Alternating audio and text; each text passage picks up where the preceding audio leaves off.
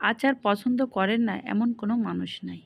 Hello everyone, আসসালামু আলাইকুম। সবাই কেমন আছেন? আশা করি সবাই ভালো আছেন। আজকে নিয়ে আসলাম কাঁচা আমের টক ঝাল মিষ্টি আচার। আর এই আচারটা একবার বানিয়ে খেলে মুখে লেগে থাকবে। আশা করি রেসিপিটা ভালো লাগবে। চলেন মূল রেসিপিতে চলে যাই। প্রথমে আমি এখানে কাঁচা আম নিছি। আমের এখনও আঁটি শক্ত হয় নাই। আমি এরকম চিরচির করে বটিতে কেটে নিছি। এখন আমি ভালোভাবে পানি দিয়ে আমটা ধুয়ে নেব।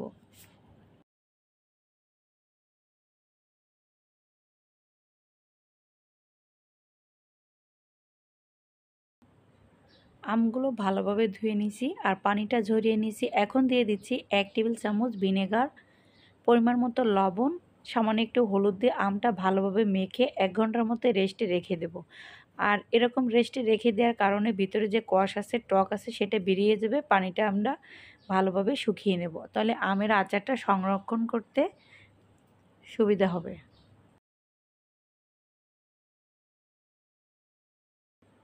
1 ঘন্টা পরে দেখেন আমের ভিতরে কত পানি বের হয়েছে। এখন আবারও আমি আমটা ভালোভাবে ধুয়ে পরিষ্কার করে নিব আর আমটা একটা কাপড়ে দিয়ে ভালোভাবে শুকিয়ে নেব।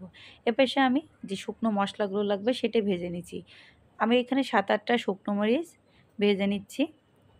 তারপরে এটাকে আমি নামিয়ে নেব।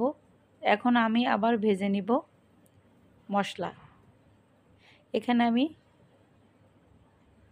জিরা 1 চামচ, ধনিয়া 1 চামচ, পাঁচফোড়ন 1 চামচ, 2টা শুকনো মরিচ, এলাচ আর দারচিনি এগুলো ভালোভাবে আমি ভেজে নিব। হালকা মাঝারি আছে নিয়ে এটাকে আমি ব্লেন্ড করে নেব। একই কড়াইতে দিয়ে দেব পরিমাণ মতো তেল। আম অনুযায়ী অবশ্যই তেলটা দেবেন। এখানে আমি 6টা আম দিচ্ছি আর এখানে তেল দিয়ে দিছি 6টা আম অনুযায়ী। তারপরে আমগুলো দেওয়ার পরে এই তেলের ভিতরে ভালোভাবে আমটা ভেজে নিব। এখানে আপনারা গুঁড়ো ব্যবহার করতে পারেন, চিনিও ব্যবহার করতে পারেন। এখন আমটা আমি ভালোভাবে একটু ভেজে নিব, তারপরে মিষ্টি দিব।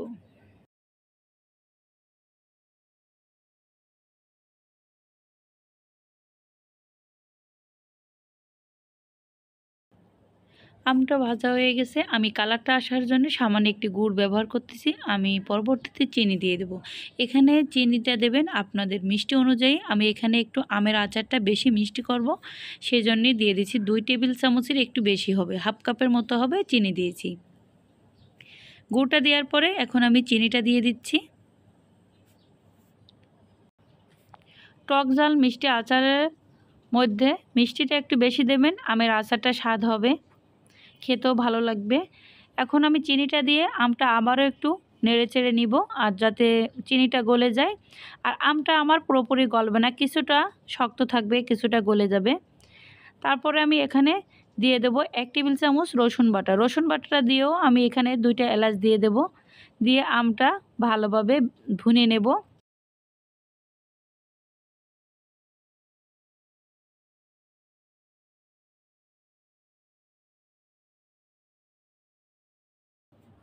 আমটা কিছুটা ভুনে নিছি। এখন দিয়ে দিচ্ছি 1 চামচ শুকনা মরিচের গুঁড়া, 2টা তেজপাতা, 2টা এলাচ।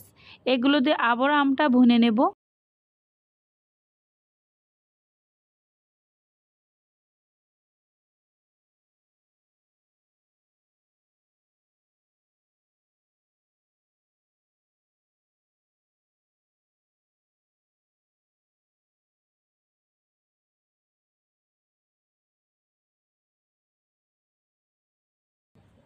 আমটা পুরোপুরি ভুনা হয়ে গেছে। এখন আমি আমের ভিতরে দিয়ে দেব ভাজা গুঁড়া মশলা, যেটা আমি প্রথমে ভেজে ব্লেন্ডার করে রেখে দিয়েছিলাম।